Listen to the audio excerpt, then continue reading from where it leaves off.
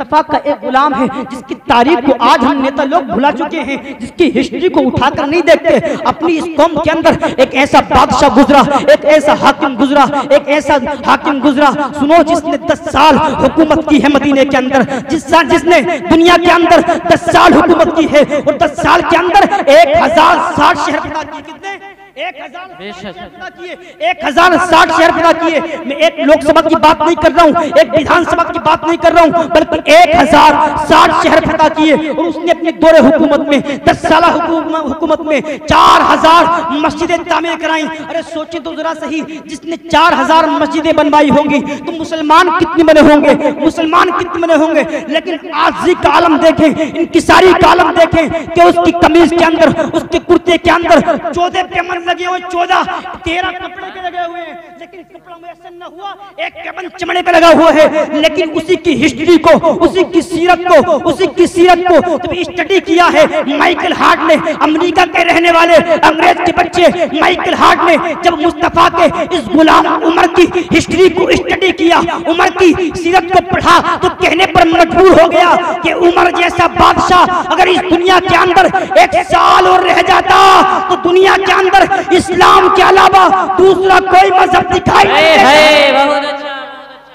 अरे हमने भुला दिया अपने बुजुर्गों को, हम स्टडी करते कम हैं, हम पढ़ते कम है अपने बुजुर्गों की तारीफ, हम अपने बुजुर्गों की तारीफ को पढ़कर कहाँ देखते हैं। मुस्तफा करीम सल्लल्लाहु अलैहि वसल्लम के प्यारे दीवानों, अब मदीने के उमर की हुकूमत सिर्फ आधी दुनिया पर नहीं थी। सूफिया फरमाते हैं कि जाहिर में तो उमर की हुकूमत थी, लेकिन बातिन में भी उमर की हुकूमत थी। पानी पर उमर की हुकूमत, पानी पर उमर की हुकूमत, हवा पर उमर की हुकूमत, जमीन पर उमर की हुकूमत और आग पर उमर की हुकूमत। बोले आग पर उमर की हुकूमत।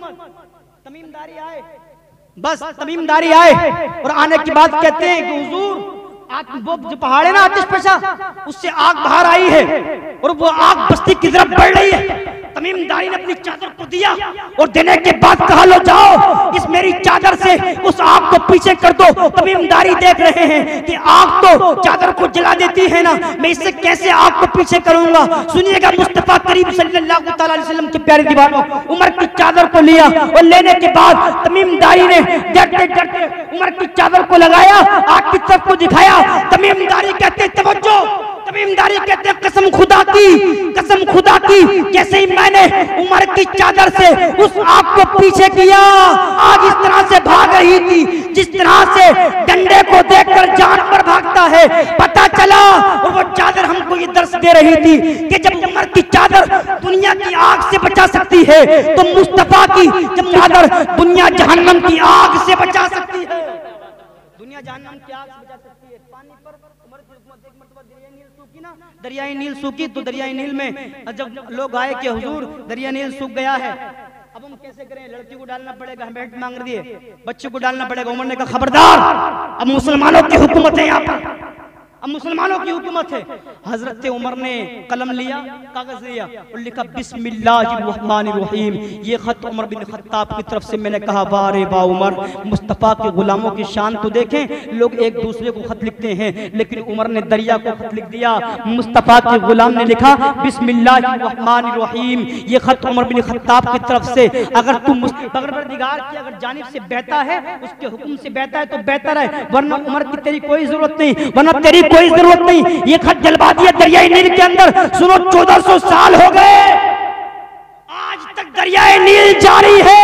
मुस्तफा के गुलामों की शान का आलम ये है तो मदीने के ताजदार की शान का आलम क्या होगा। मुस्तफा करीम सल्लल्लाहु अलैहि वसल्लम के प्यारे दीवानों, अपनी जिंदगी को